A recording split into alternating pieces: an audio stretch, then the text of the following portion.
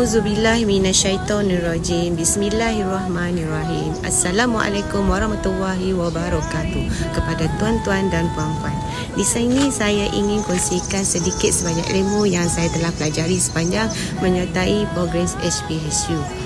Firman Allah Subhanahu Wa Taala dalam surah Al-Baqarah ayat 196 yang bermaksud, dan sempurnakanlah ibadat haji dan umrah kerana Allah. Ayat tersebut mengingatkan kita semua agar membetulkan niat untuk beribadah, bukan bertujuan mendapatkan status atau bercuti dan melancong semata-mata. Banyak yang perlu disedia dan dilakukan sebelum kita berangkat menunaikan ibadah umrah dan haji. Persiapan awal, mental dan rohani terutamanya mestilah dititik beratkan supaya pemergian ke Tanah Suci benar-benar dapat menyucikan jiwa serta menguatkan akidah. Tuan-tuan dan puan-puan, sebelum kita menunaikan umrah dan haji, hendaklah kita lakukan 9 nasihat dari Imam Nawawi yang perlu kita ikut sebelum persiapan awal supaya kita mendapat umrah dan haji yang makbul. Pertama, tasih niat. Kedua, bertaubat. Ketiga, mendapat redha ibu dan ayah, menyediakan bekalan yang halal. Kelima, menyelesaikan semua hutang piutang. 6, mencari teman seperjalanan. 7, menyediakan bekal melebihi keperluan. 8, membuat wasiat. Dan 9, mengamalkan zikir-zikir dan doa. Puan-puan, saya huraikan persiapan-persiapan tersebut. Yang pertama tadi, tasnih niat. Maksud dia adalah membetulkan niat hanya kerana Allah. Pastikan niat kita betul-betul ikhlas kerana Allah. Niat sebenarnya pergi menunaikan ibadah dan mengharapkan keredaannya serta tanamkan semangat dengan perasaan tulus dan ikhlas. Kerana Allah lah wajib manusia melakukan umrah dan haji supaya kita mendapat ketaatan dan keredaan Allah. Persiapan yang kedua, bertaubat. Wahai manusia, bertaubatlah kepada Allah dengan sebenar-benarnya taubat. Walaupun ibadah umrah menghapuskan dosa, namun sebaliknya kita bertaubat dahulu kerana Allah sebelum pergi melaksanakan umrah. Hukum bertaubat adalah wajib.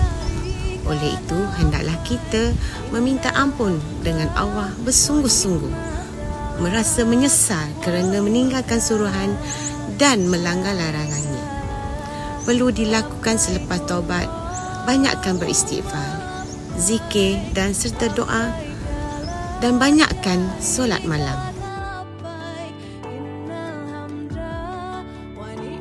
Persiapan ketiga, mendapat redha ibu bapa. Redha Allah berada dalam redha ibu bapa. Redha bukanlah bermakna izin berusaha mendapat keredaan ibu bapa. Rasulullah SAW bersabda, keredaan Allah Subhanahu Wa Taala terletak pada keredaan ibu bapa, dan kemurkaan Allah Subhanahu Wa Taala terletak pada kemukaan ibu bapa. Ada 5 golongan termasuk ibu bapa, iaitu ibu bapa kandung, ibu bapa tiri, ibu bapa mentua, ibu bapa angkat, ibu bapa susulan. Hak-hak kita kepada ibu bapa adalah berbakti kepada mereka, bukan membalas jasa. Peka keperluan ibu bapa, bertindak menyenangkan hati mereka serta menjaga maruah ibu bapa. Sebelum kita menunaikan umrah dan haji, hendaklah kita ziarah ibu bapa dahulu, dapatkan doa serta restu daripada mereka. Jika ibu bapa kita sudah tiada, ziarahlah kubur mereka. Ianya mengingatkan kita kepada kematian dan dapat mendoakan mereka apabila kita menunaikan ibadah kelak. Persiapan yang keempat, menyediakan bekalan yang halal. Berdasarkan hadis Rasulullah, Allah Ta'ala itu baik dan bersih. Dia tidak akan menerima kecuali yang baik dan bersih. Untuk menunaikan haji dan umrah, kita perlu membawa bekalan yang halal. Maka wajib menggunakan wang yang halal. Hindarkan dari menggunakan wang yang haram dalam perbelanjaan umrah kita. Ini supaya doa mudah makbul, amalan ibadah kita sah dan diterima serta mendapat pahala.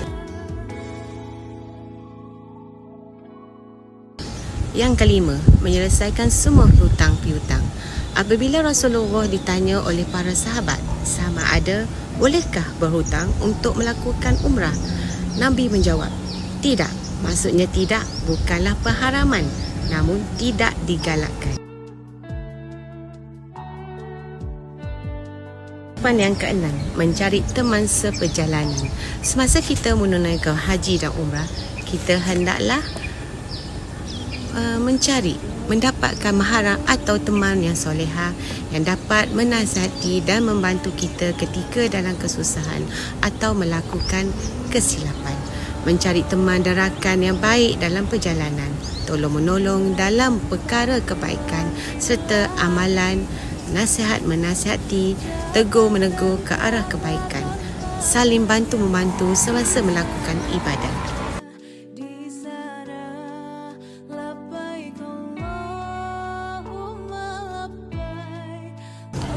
Ketujuh, menyediakan bekalan yang melebihi keperluan. Semasa menunaikan haji dan umrah, kita senang mendapat pahala. Salah satu daripadanya adalah memenuhi tuntutan infak dan sedekah. Ruang bersedekah sempit jika kita bawa bekalan cukup-cukup. Mungkin kita akan menemui orang-orang yang perlu dibantu dalam perjalanan. Misalnya, putus bekalan, menghadapi musibah dan sebagainya.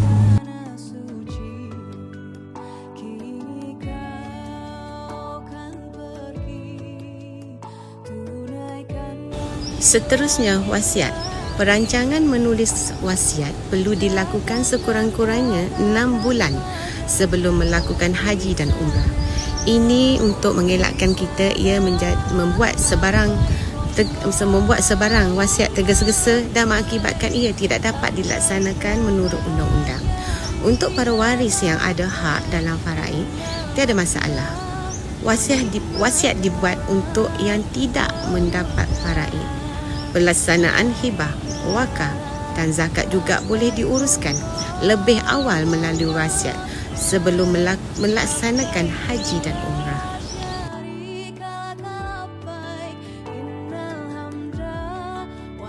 Dan akhir sekali, nasihat yang ke-9, mengamalkan zikir dan doa dalam perjalanan. Imam Nawawi memesan supaya jemaah haji dan umrah sentiasa mengamalkan zikir dan doa amalan Nabi dalam perjalanan setiap hari.